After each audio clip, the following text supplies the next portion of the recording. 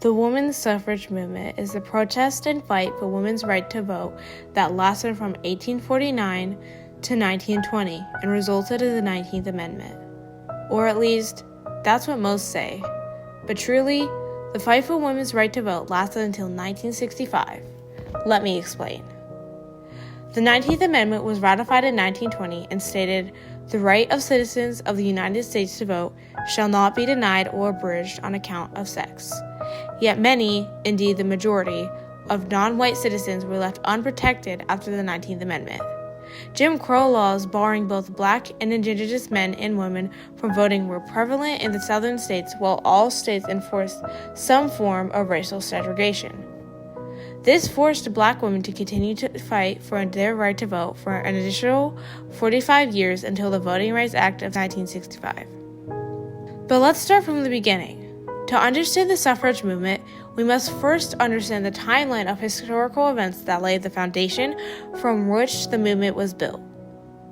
In 1850, the first National Women's Rights Convention was held in Worcester, Massachusetts.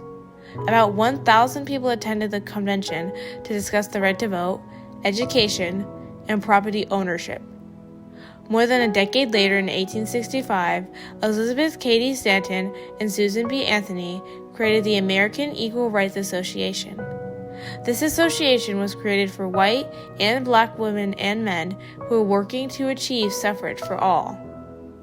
This was a time of change and civil war for the United States, a turning point that built the United States we know today when President Abraham Lincoln issued the Emancipation Proclamation in 1863. Then, in 1867, the 15th Amendment was passed, which gave former slaves the right to vote. However, the amendment referenced only race, not sex, leaving women with no protections to vote. This amendment ushered in a period of rebuilding and black prosperity known as Reconstruction. In 1870, the first anti-suffrage party was formed. Supporters of the anti-suffrage movement believed that women taking part in political activities disrupted their household duties and that government and voting was not a place for women. The brief period of Reconstruction ended in 1877 when the Union troops pulled out of the South. This withdrawal was the catalyst for the implementation of Jim Crow laws and some of the most racially violent years, which resulted in another century of segregationist and apartheid policy in the United States. This racial violence and separate but equal government permeated local, state, and federal governance, and is crucial to understand the racial disparity of the women's suffrage movement. By 1890, National American Women's Suffrage Association was created. This is thought by many to be the unofficial birth of the movement we know today, a time when organizations and campaigns for women's suffrage were a prominent part of political society. In 1913, the first women's suffrage parade is held in Washington, D.C. During the parade, white suffragists actively discouraged black suffragists from marching at the front of the parade. However, a journalist named Ida B. Wells defied this and marched at the front of the parade with the other white suffragists anyways. And finally, the culmination of decades of protests in 1920, the 19th Amendment was ratified, giving women the right to vote. Or did it? While this was the end of formal protesting and fighting to vote for the vast majority of white women, black women had to fight for their right to vote and have a seat at the table for another 45 years.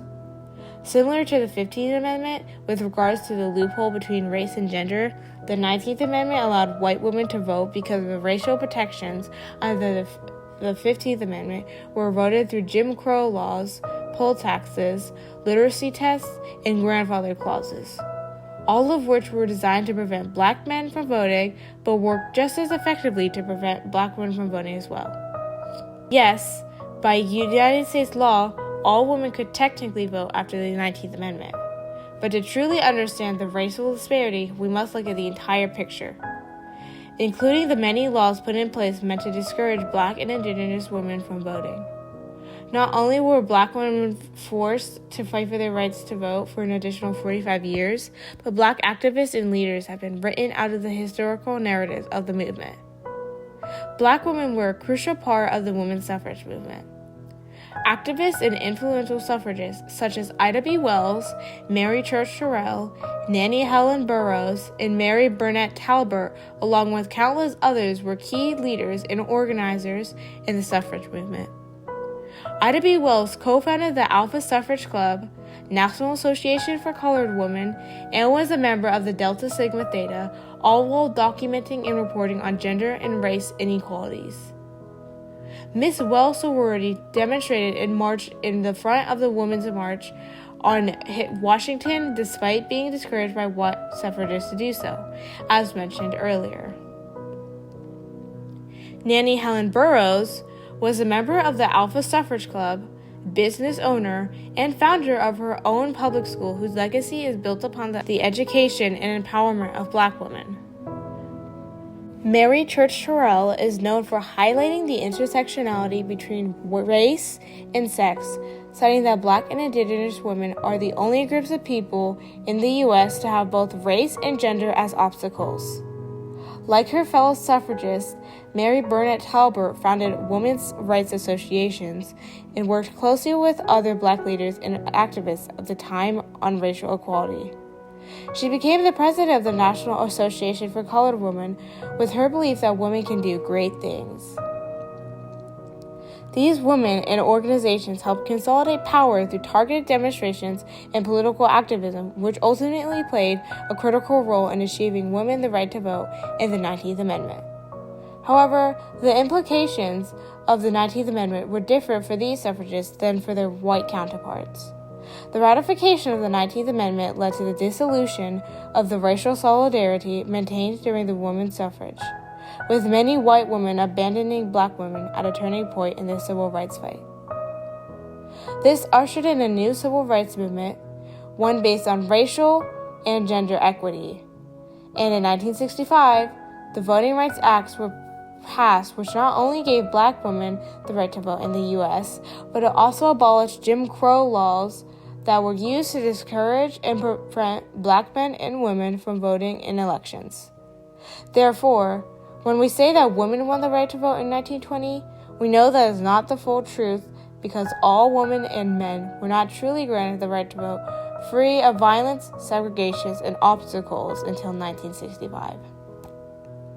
The racial disparity can be understood from a historical context, yet its repercussions still echo through American history today.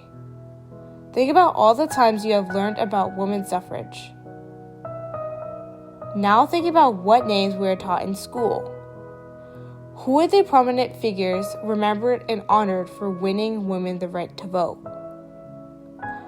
Are all these women white? Why is that? By asking these questions, you begin to understand the misrepresentation of this movement and moment in time. To understand history, we must examine the connection one event has to every other because nothing in society exists within a vacuum. We cannot celebrate women's right to vote in 1920 without also acknowledging how that movement in history is lived differently for every American depending on one's race and gender. So, the next time someone says women have had the right to vote since 1920, you can remind them of the forgotten history of Black and Indigenous activists who helped establish equality to likes no democracy has ever seen before. That sounds like a pretty amazing American story to me.